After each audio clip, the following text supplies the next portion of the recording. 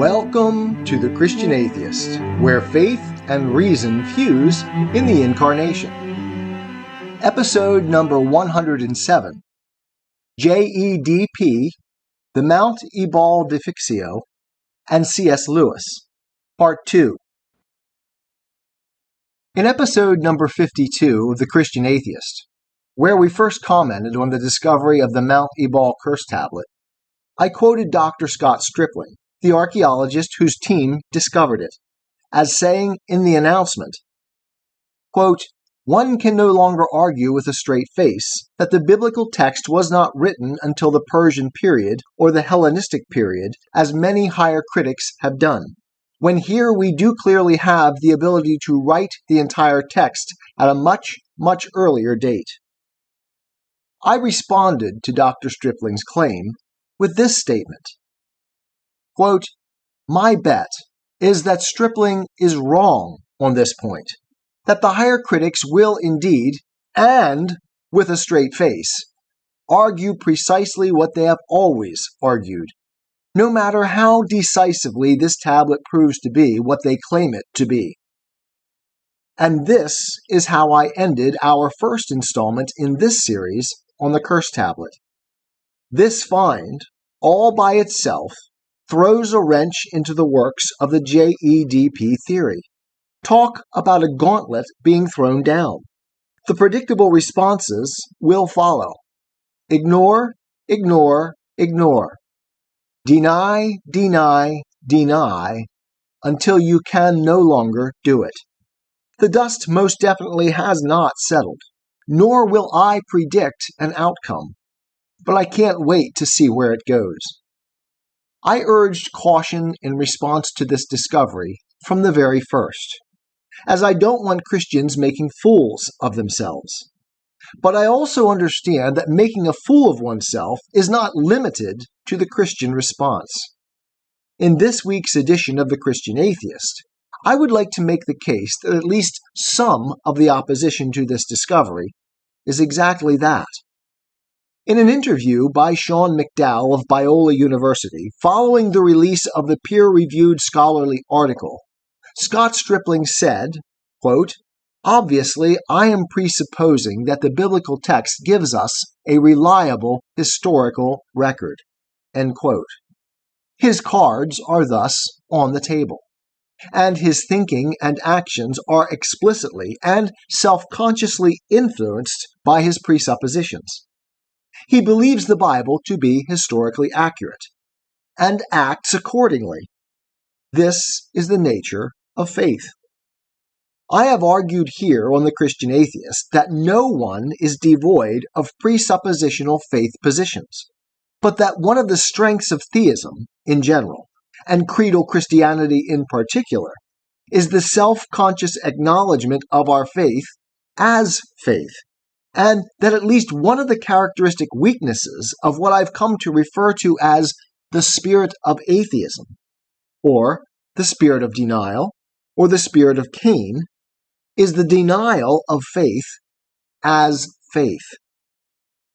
Jenny and I are currently reading The Master and His Emissary by Ian McGilchrist, who has dedicated his life to research on the hemispheric asymmetry of the brain. I've been fascinated and immensely gratified to learn that a great deal of what I have come to believe, and thus to propound at length here on our podcast, in the course of my philosophical journey back to theism and Christianity, has a biological corollary in the structure and function of the brain, including my conclusions concerning the nature of faith expressed above. McGilchrist asserts that the left brain has gradually but inexorably usurped dominance over the course of our history, at various times, including our current world culture, denying its dependence upon the right hemisphere. The left hemisphere's analytical approach to the world, akin to a scientific materialist view of a world constructed from its discrete parts, when it comes to dominate the thinking process, becomes arrogantly self-deceptive. The left hemisphere executes a self-justified power grab, a declaration of independence and superiority over the more subtle and nuanced right hemisphere, which sees the world contextually, not abstractly, as an interconnected whole, and is, thus, more nuanced and holistic than the left. Ideally, McGilchrist thinks, the right hemisphere, the master, should control, and the left, his emissary, assist. But neither hemisphere is sufficient by itself. It is the balance of right and left that produces the most accurate interface with reality. We, and especially in the academy, have become a left hemisphere-dominated culture. I sketch this argument because I find it highly relevant to our discussion of the Mount Ebal Defixio and its critics. And our commentary here truly reflects all that we have discussed since our very first episode of The Christian Atheist. The two most prominent and vocal critics of the Mount Ebal Curse Tablet are Dr. Christopher Rollston of George Washington University, professor of Northwest Semitic Languages and Literature, and Dr. Robert Cargill, associate professor of classics and biblical studies at the University of Iowa. These two scholars will stand as our examples of the critics of this discovery, and I use the words "of this discovery" advisedly, as their criticism is not limited to scholarly issues, but ranges quite broadly. In what follows, I do not mean to personally attack Professor Rollston, who I think is an honest and well-intentioned scholar. I have lived among and interacted with academics almost all my professional life, and they are exactly the same mix of people as in any other walk of life, though the Academy does put its peculiar stamp on those she enfolds, and most especially on those she embraces most lovingly. There are many good reasons to choose Professor Rollston as our critic of record. He is, I gather, generally considered the Don of epigraphy, his discipline. Therefore, as he goes, most others will follow. He comes across personally as a measured, reasonable, and affable man. He is easy to like. Other critics are more strident and unrestrained in their rhetoric, even outwardly contemptuous and hostile, like Professor Cargill. Let me first, though, lay my cards on the table. I want this curse tablet to be what it is claimed it is by Dr. Stripling. But whether it is, or isn't, changes nothing for me. It fascinates me both in its objectivity in context and in its possible implications for the academic disciplines it might affect. I want a serious investigation made of it, and the facts to come out. I am profoundly distrustful of the ideology, or paradigm if you will, behind the higher criticism which has dominated academic scholarship on these topics, and for reasons I hope to discuss later in this series. This ideology is as faith-based as religious faith, and its true believers will react defensively when their underlying presuppositions are challenged, especially as they have deceived themselves into thinking that they have no presuppositions or biases. See Chris Rollston's interview with Sean McDowell on YouTube. This instinctive defensive reaction, I believe, is precisely what is occurring on this issue, along with the contempt that accompanies a serious superiority complex. The stupidest people on earth in academic circles are Bible-believing Christians.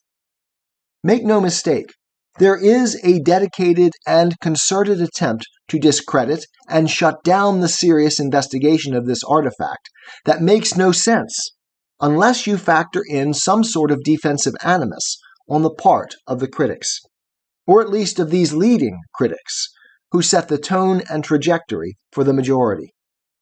I shudder to think how this find would have been treated by anyone other than Scott Stripling, now that I observe the scholarly community's response to it.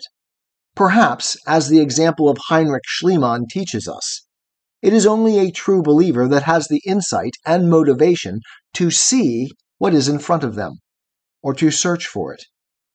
This is certainly supported by Ian McGilchrist's studies of brain asymmetry.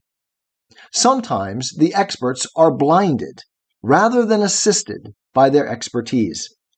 I encourage you to Google why the experts are so often wrong, and read the results.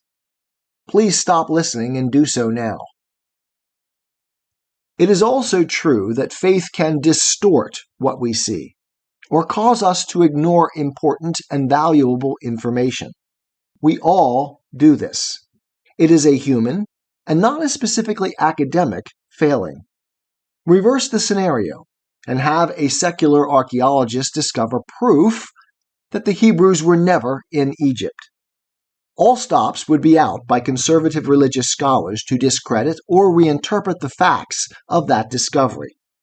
As Dr. McGilchrist would point out, this is a left hemisphere-dominated response, what we here at the Christian Atheist have termed hyper-rational. Our left hemispheres map our world as a rationalized composite of discrete parts, and what doesn't fit our map is ignored. That which contradicts the map is either not seen at all, or must be challenged and reinterpreted, or made to fit. In other words, denied. Ignore, ignore, ignore. Deny, deny, deny. As I said last week. In this sense, as members of their academic disciplines, operating from a common map, these two scholars are broadly acting precisely as we should expect them to react. The specifics I object to from them we will have to discuss next week. But this, quote, obstinacy of belief, as C.S. Lewis calls it, is not always a bad thing. When once you've placed your faith in a rational vision or explanation, you should not be swayed by the shifting winds of opinions and fancy, but only by something substantial that seriously rocks the boat. This is how what philosopher of science Thomas Kuhn calls normal science proceeds, by elaborating the theory, making it more comprehensive, incorporating more and more data into its rational map. However, when evidence that shakes the orthodoxy arises, that steadfastly refuses to be integrated, psychological resistance is the first and almost invariable response to those who have bought the map. In other words, the open-minded and objective embrace of facts pretended to by scientists and scholars is, at some level, self-deceptive. We, and by we I mean all human beings, should be aware that ideologies, even our own, bind and blind. Bind us together into a team, and blind us to things that may upset that team spirit. For this reason, the negative, quote, consensus of scholars forming around the curse tablet, which is being loudly touted by Chris Rollston and Robert Cargill, is largely a product of their leadership on this issue. Yet neither of them has actually examined the tablet, or seriously engaged in studying the evidence. As goes the head, so follows the body. Dr. Cargill has broadcast the diktat that if you engage positively with this scholarship, you will be ostracized from the academic community. Dr. Rollston sends the same message by less autocratic means. By fiat, then, all serious scholarship on this tablet will cease if they win the day. Dr. Cargill accuses Scott Stripling of engaging in a media campaign to short-circuit the academic process, while himself engaging in a media campaign to short-circuit the academic process. Psychiatrists have a term for this: projection, widely practiced today by the woke mob. I can only see this as an attempt to destroy any chance of a fair investigation of this artifact. Philosophers and critical thinkers call this tactic poisoning the well. If, as Dr. Cargill contemptuously declares, this is just an, quote, unprovenanced hunk of lead that was probably a seal or a clasp of a bag or a string or a cord, end quote, and the letters being seen are only a, quote, Rorschach test, as both Rollston and Cargill have said, a thorough investigation should prove that. The facts we have so far been given seem already to put the lie to both these claims, with no retraction or apology forthcoming. Instead, we get ad hominem after ad hominem, an arrogant claim to certainty after arrogant claim to certainty, based almost entirely on circumstantial evidence and personal disagreement. We don't need Drs. Rollston and Cargill's Ministry of Truth to pronounce the equivalent of a COVID lockdown on honest inquiry. If they are right, and this artifact is just a, quote, hunk of lead, then let the lead speak. Of what are they afraid? I am a Christian, with the searching and skeptical mind of an atheist. I don't want to believe anything that isn't true. I know both sides of the looking glass, and I know them with open eyes. I choose Christ's side. I invite you to join me from wherever you stand before the looking glass. That's this week's episode. Thanks for listening. And remember, you can have your religious cake and eat it too. You can have reason, respect for science, a 21st century worldview, and be a Christian.